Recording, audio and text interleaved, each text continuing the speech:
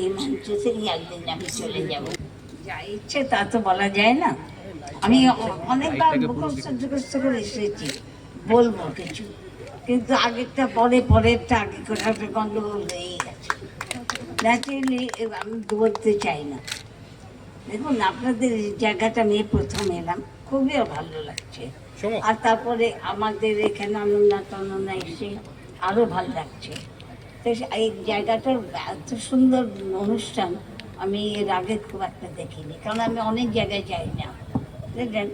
আর একটা কথা জানবেন যে আমাদের অনেক সুখ দুঃখ আলো অন্ধকারের মধ্য দিয়ে আজ এমন একটা জায়গায় এসে পৌঁছেছি, যে জায়গাটা ইট কাঠ মার্বেল পাথর দিয়ে তৈরি হয়। আপনাদের সকলের ভালোবাসা স্নেহ শুভেচ্ছা দিয়ে তৈরি এই মঞ্চে আজকে এসে আমি জানিয়েছি এই মঞ্চ থেকে একদিন আমি চলে যাব। থাকবে শুধু আমার ভালোবাসা, আমার শুভেচ্ছা। সবাই ধন্যবাদ ম্যাডাম।